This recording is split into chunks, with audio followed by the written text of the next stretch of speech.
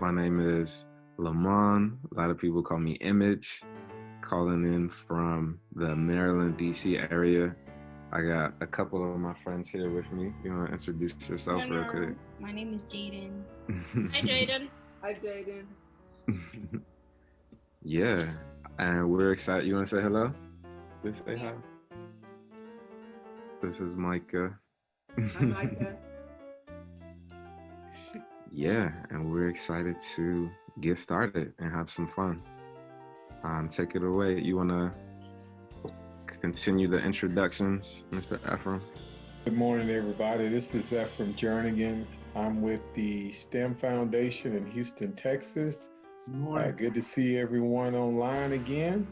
Let's have some fun. Albany, New York. And I am Dumi Pasha, and I am in Atteridgeville, South Africa. And you are who?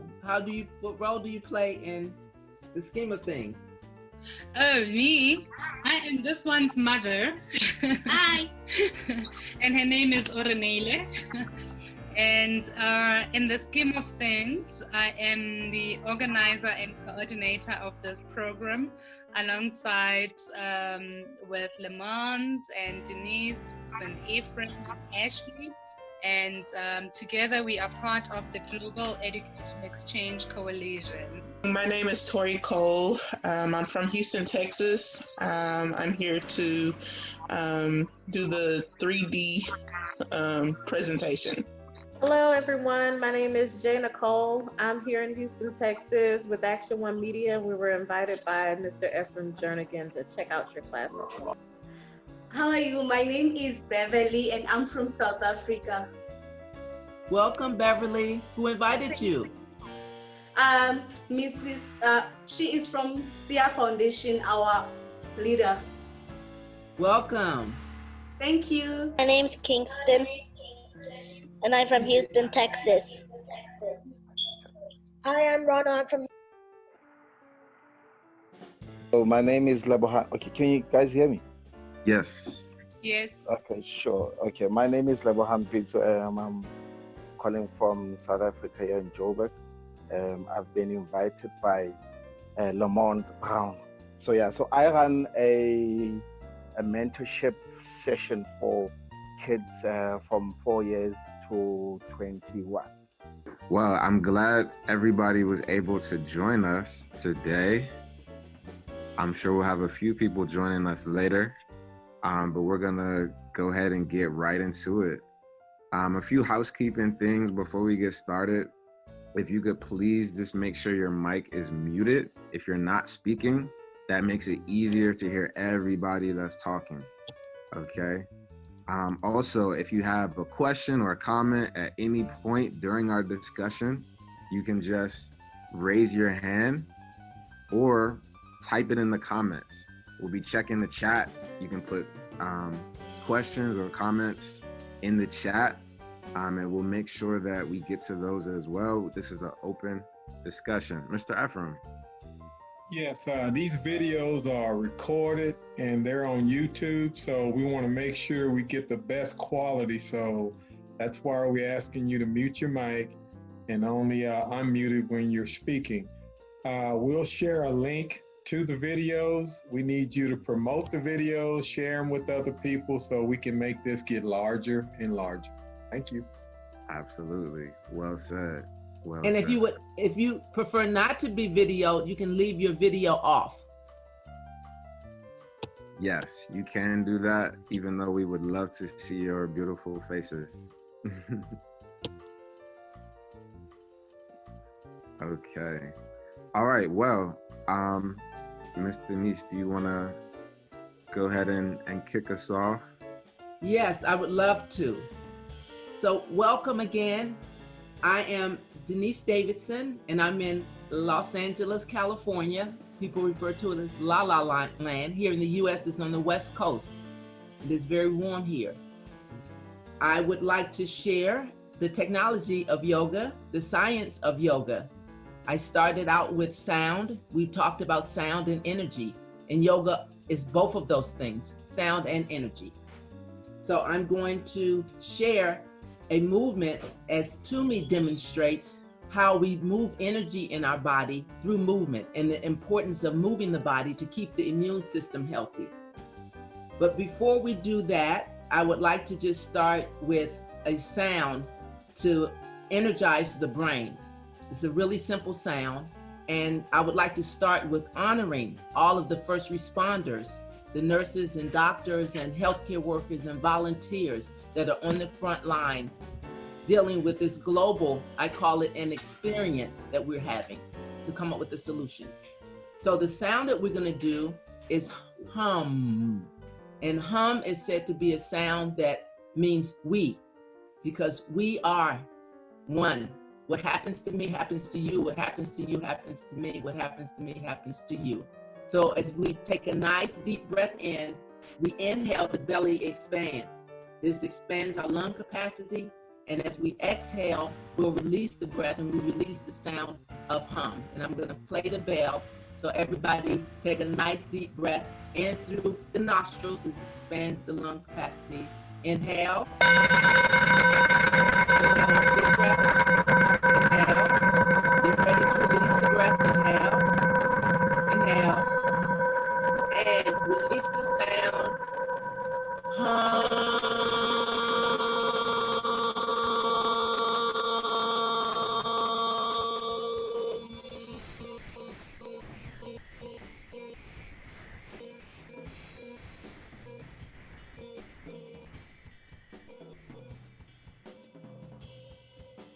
Thank you. That sound, again, actually massages the brain. So it's a wonderful way to wake up in the morning with the hum sound. So as you do the hum sound, that stimulates the brain. So May is Mental Health Month. Again, I am Denise Davidson and part of the Global Educational Exchange Coalition. I'm one of the co-founders, and I'm a licensed marriage and family therapist as well as a certified yoga instructor for 20 years. And I'd like to share a few postures with you to bring energy to the body. So I'm going to have Toomey instruct us by coming into what's called warrior. And just raising your right leg and stepping in front of you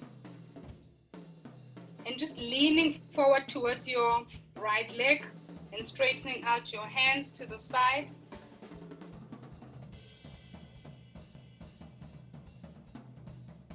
There are many different types of energy. We learned about sound energy. We learned that our thoughts have energy as well. So we have to be mindful of the type of energy that we put out. One of the most important things to remember in physics is the law of conservation of energy. That means that there's always balance. Energy in equals energy out.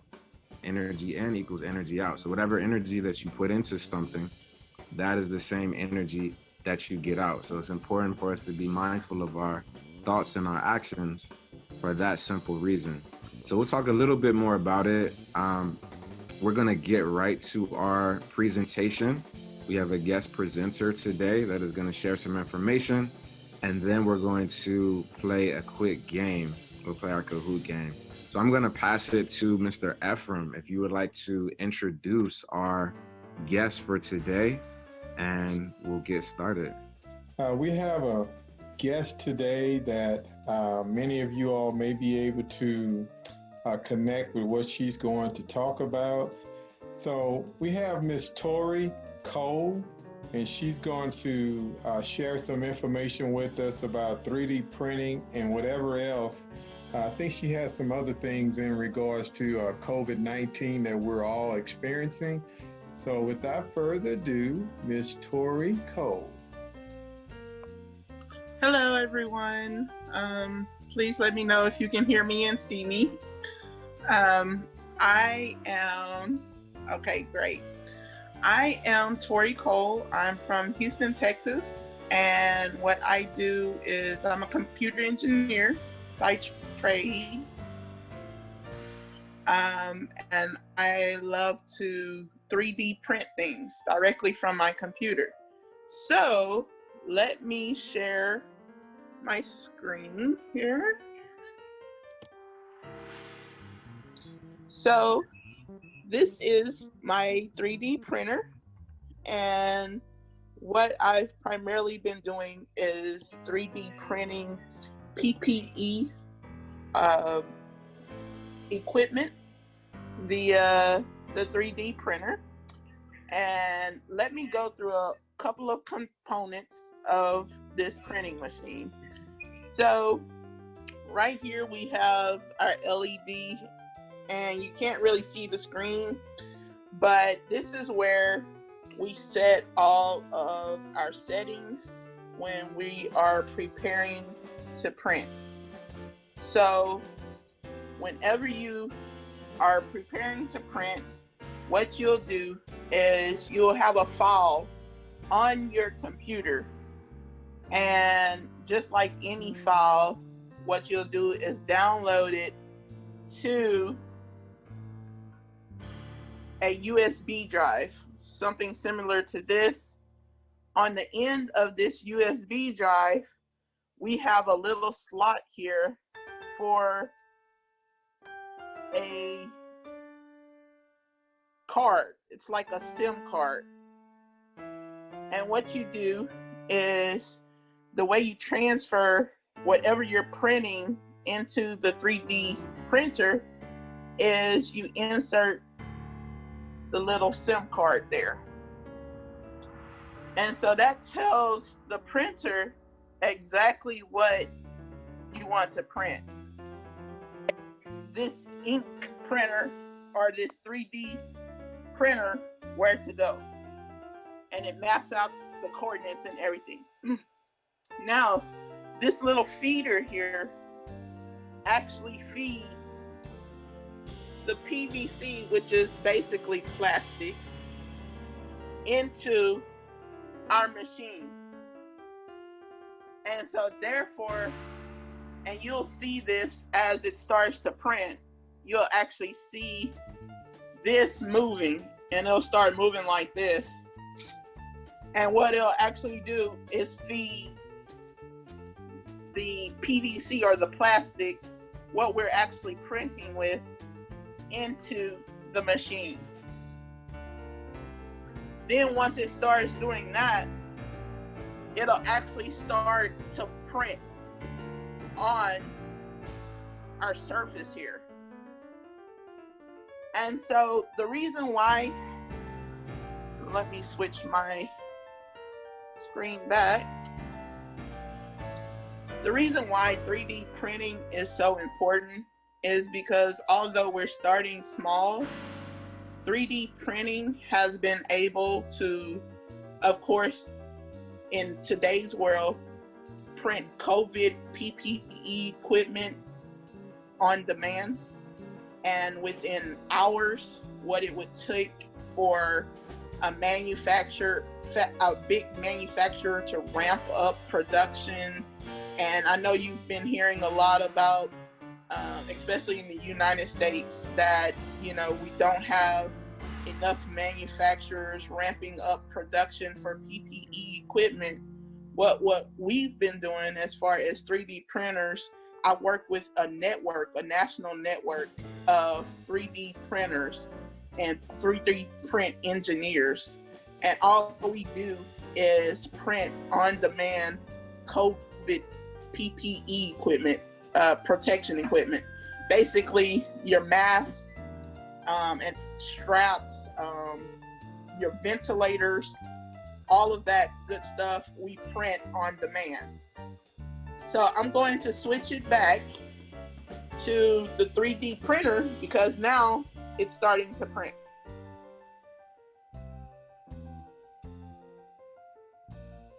And so now you see it's starting to move here. And what it's doing is it's actually starting to print. So it starts on the side there. And this basically marks out the perimeter of your 3D machine. And what it's doing is it's actually just printing out the perimeter of everything. And sometimes as it's going along, you have to actually calibrate the base a little bit to match the printing.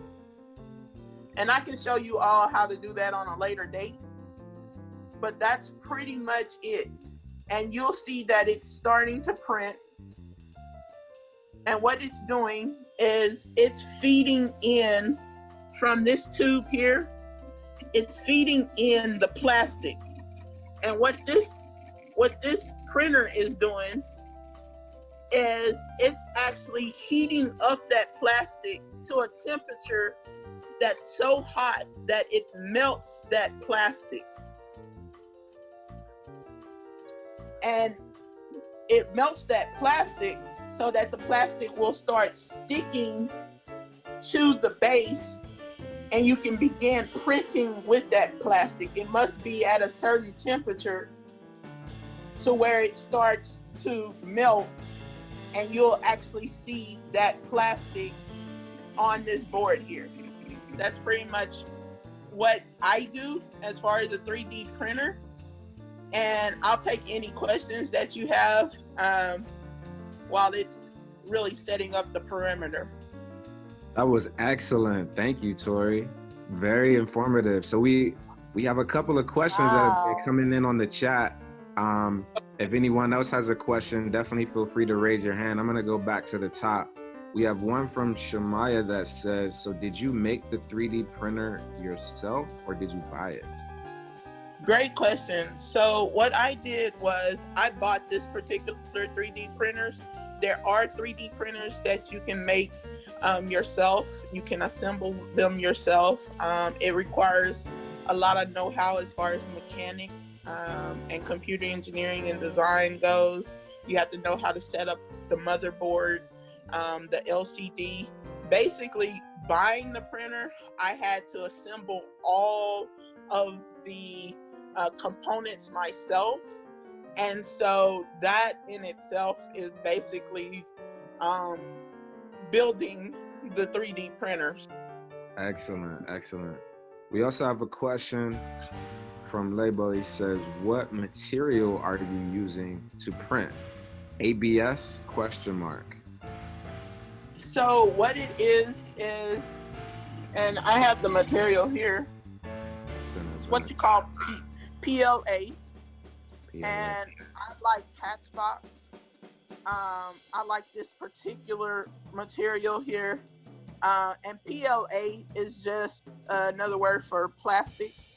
And what I do is I buy multiple sets of these batches of plastic, and you just feed it directly into the 3D print. So it's that's a great amazing. That's amazing. So we have a lot of questions flooding in. We'll try to get to as many as we can before our game. But I did want to comment on that because 3D printing technology has been out for a while, actually since the 70s, but it's just now becoming more prevalent because it's becoming more affordable. And it ranges from small printers that we can have at home to large industrial printers like you just mentioned. And I saw this question from Art Ware, have 3D printing a house, as you mentioned, or buildings. They're doing that same thing using the technology. So one of the questions was, how much does a 3D printer cost? I think that's a good segue to that question. Yeah, well, the one I'm using, it costs around $250. So it's relatively inexpensive. And I say that because I'm used to 3D printers costing thousands of dollars. But the one I have here at the house, in my home, is relatively inexpensive. It's about the cost of a new laptop or a used laptop nowadays. And so that's, if you can save up, $250, and there are some that are cheaper. I just choose this particular, the Ender 3D printer, because it's pretty affordable and it produces quality work also. And so I've printed over, just myself have printed over 500 of those little straps. just for the Houston medical professionals here in Houston. We are going to switch gears. What you'll see on the screen now, hopefully everybody can see that, is a game pin. How it works, you go to Kahoot.it and you put in this game pin and it'll enter you into the game. We ask that you use your real name. You can use a nickname as well, but we like to keep track of who's playing. The game pin is 567-8523. And I'll also put it in the chat for everybody to see.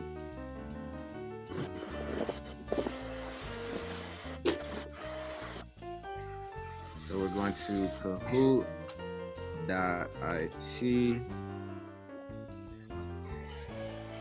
and the game pin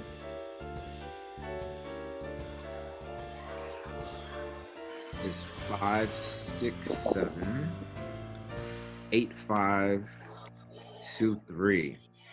We are about to get started. The game pin will still appear at the bottom of the screen if you still want to join the game. The link is in the chat. We're gonna go ahead and get started.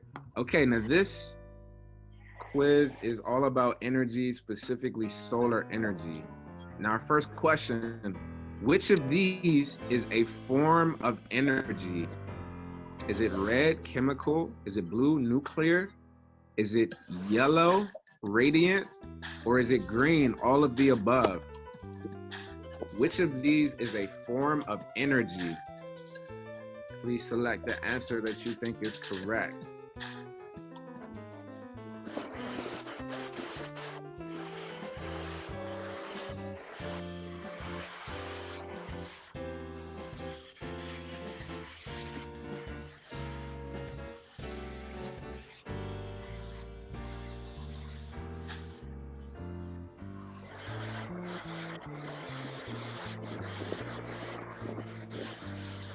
Okay, so most people got that one correct. If you said any of those answers, you were right, because all of those are different forms of energy. Chemical energy, nuclear energy, radiant energy from the sun, all of those are different types of energy. Excellent. Okay, so we're moving to question number 2. What is the Earth's largest source of radiant energy? We just learned that radiant energy is one of the forms. What is the largest source? Is it red, the sun? Is it blue, dirt? Is it yellow, air? Or is it green, the ocean? Which is the Earth's largest source of radiant energy?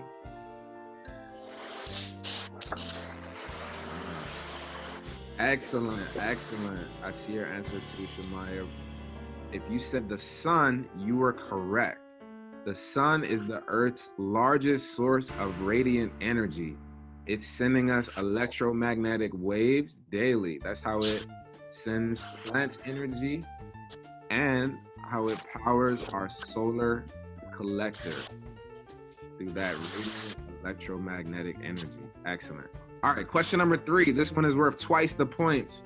The question says, how fast does radiant energy travel from the sun to Earth? I know the answers are in miles per hour, but I want you to imagine, take your best guess, convert it to kilometers. It says red, 50 miles per hour. Is it blue, 186,000 miles per hour? Is it yellow, 130 miles per hour? Or is it green, 1,000 miles per hour? Now, if you can imagine, last time we learned that a mile equals about 0.3 kilometers. So take your best guess on what speed, how fast does radiant energy travel from the sun? Take your best guess.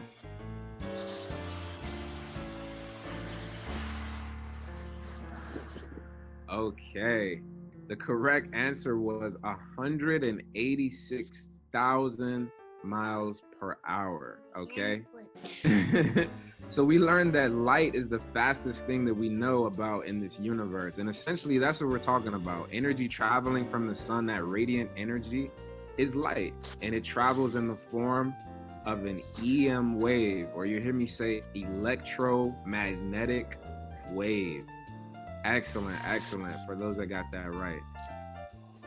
Okay, question number 4. This one is worth twice the points as well.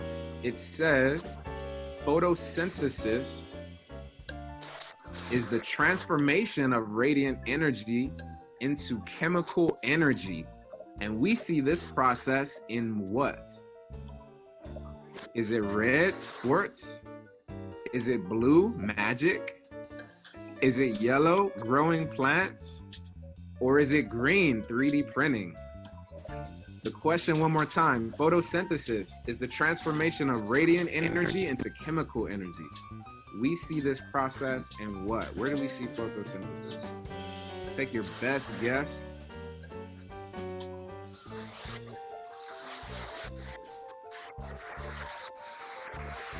Excellent. Y'all are so smart. Okay, so most people said yellow, growing plants. Absolutely, great job. So photosynthesis is a process where plants take energy from the sun, that light, that EM waves we were just talking about, and they convert it into chemicals that they can use, okay? And of course, we know that plants and trees, they expel oxygen. They put out oxygen, which we use to breathe as humans, and we exhale carbon dioxide, which they take in for energy as well. So excellent. Photosynthesis aids in growing plants. That was the correct answer. All right, we're keeping it moving. Question number 5 is on the screen. This is worth twice the points. Energy is referred to in yogic terms as, is it red, prana? Is it blue, EMC? Is it yellow, chi? Or is it green, ariba? I'll read it one more time. Energy is referred to in yogic or yoga terms as red, prana, or blue, EMC, or yellow, chi, or green, ariba. Take your best guess as to what you think energy is referred to. All of these are terms that refer to energy. Which of these is used in yoga? Take your best guess. Okay. Wow, a lot of folks got that right. That was a tough question. I figured we would be split on that one. The correct answer was chi.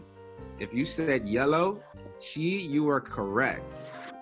In yoga, a lot of times energy is referred to as your chi. We all have energy inside us.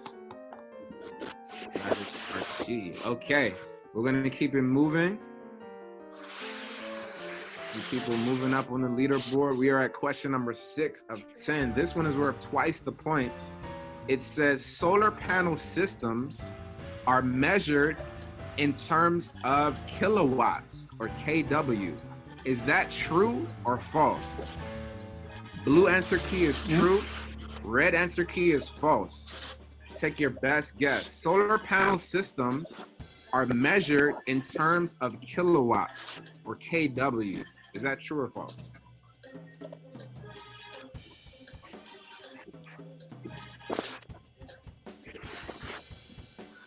Excellent, excellent. See, we were kind of split. The correct answer is true. Solar panel systems are measured in terms of kilowatts. I see your answer, Shamaya, as well. Great job. And kilowatts are a unit of measurement that lets us know how much power that we're taking in. So these solar panels absorb radiant energy from the sun and collect it in kilowatts. Okay, and that's what helps to power our homes and other machines. All right, we're gonna keep it moving. Question number 10. It gave you a huge hint. It says KW stands for what? Is it red, Kanye West? Is it blue, Kerry Washington? Is it yellow, kilowatt? Or is it green, kerosene wattage? We're trying to figure out what does KW stand for. And we're talking about energy. Less time on this question. Excellent. Y'all are super smart. Everybody got that one. KW stands for kilowatt. Yeah, I've said it now. Yeah, Okay, and kilo, remember, is 1,000. So 1 kilowatt is equal to 1,000 watts. All right, we're gonna keep it moving. Couple questions left. This one is worth twice the points. The question says, blank are sensors of spiritual power in the human body, usually considered to be 7 in number. Is it red, chakras? Is it blue, sensors? Is it yellow, joints? Or is it green, bone marrow? Repeat the answers one more time. Is it red, chakras? Is it blue, sensors? Is it yellow, joints? Or is it green, bone marrow? Question one more time, fill in the blank. It says, blank are sensors of spiritual power in the human body, usually considered to be 7 in number. Take your best guess. If you don't know the answer, that is completely fine. Okay, we're split, but if you said chakras, you were correct. The correct answer was red, chakras. Okay. Yes. Centers of power in the human body. Okay. This leaderboard keeps changing. Everybody's getting answers correct. I love it. 2 questions left. Question number 9 says, solar panels convert radiant energy into blank. Is it red, heat? Is it blue, electricity? Is it yellow, water? Or is it green, air? Take your best guess. Solar panels convert radiant energy into what?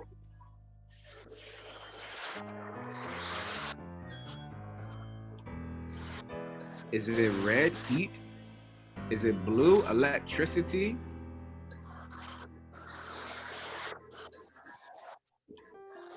Is it yellow, water, or is it green, air? That's your best guess.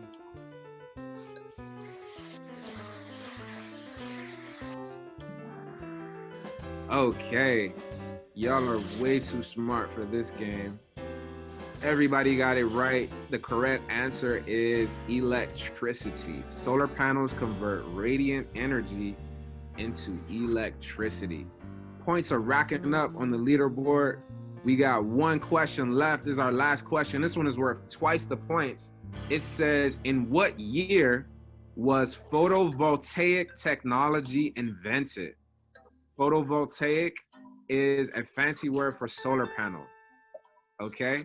The answers are as follows. Red, the year 2000. Blue, the year 2008. Yellow, the year 1988. Or green, the year 1954. The question one more time. In what year was photovoltaic or solar panel technology invented? Take your best guess. This is a tough question. The answers one more time. Is it red, 2000, blue, 2008, yellow, 1988, or green, 1954? What year was this technology invented? Excellent. Wow, y'all are super smart. If you said green, 1954, you are absolutely correct. That is the year that the first photovoltaic solar technology panel was created. Excellent. Great job, everyone. Thank you, everybody, for playing. You all are super amazing. Shout out to Ronald. Shout out to Kingston. And shout out to Gibbs, who took first place. Excellent. Honorable mentions, Lakobe and Coco. All right. Excellent, excellent. Thank you, everybody, for playing. I hope you had fun. I hope you learned something. We are wrapping up. We are 7 minutes over the top of the hour. So I do want to be mindful of time. But now is the time. If you have any final questions or comments, anything that you learned here today, anything interesting that you saw, we would love to hear from you as we're wrapping up.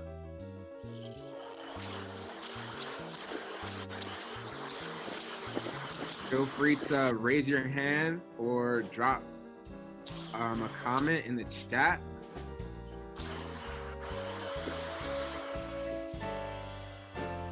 I want to again say thank you to our special guest, Ms. Tori, for doing a lovely presentation on 3D printing. That was amazing. We're definitely going to be talking more about that moving forward. And as she said, I just want to say thank you for having me. Absolutely, our pleasure. Thank you. Thank you for accepting, Tori.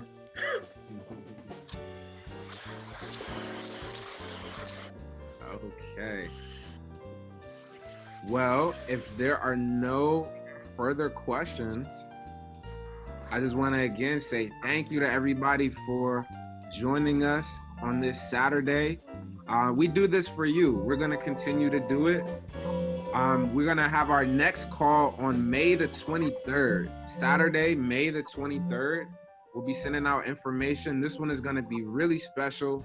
Again, this month is Mental Health Awareness Month. So our resident health and wellness expert, Miss Denise, as well as Miss Toomey, will be sharing some really cool things. We'll have special guests as well, sharing tips on how to relieve stress and anxiety and how to properly channel our energy. We definitely invite you to tell someone about it. We want to make sure we get the word out to as many people as possible. Hopefully you can join us again. And we'll also have some youth performances. We'll be announcing more about that later. And we'll just be learning some more cool things and having fun. Okay, we got one last question for the road. Miss Tori, I see Beverly wants to know, how long does it take to learn 3D printing? It doesn't take that long at all. You can actually get files from online to help you start. That's how I did. And basically, once you download these files, they're called STL files. You can get started in 10 minutes once the 3D printer is set up and everything. And it can actually get you started to learning how to 3D print. And then you can go back and render your own files to 3D print after you actually get started. So it doesn't take that long at all. Basic knowledge, YouTube channels are a must, and just get started. Absolutely, well said. Just get started. Definitely encourage everybody after this call, you want to do a quick YouTube search, YouTube 3D printing, YouTube the Makerspace movement. Make sure you check out what's out there. See if you find something interesting, and we'll be talking about it on our next call. Okay. Now, on behalf of the Swaliga Foundation, a proud member of the Global Education Exchange Coalition, again, I just want to say thank you for joining us. We will be here again in 2 weeks, May 23rd. We'll send out the info. We hope to see you then.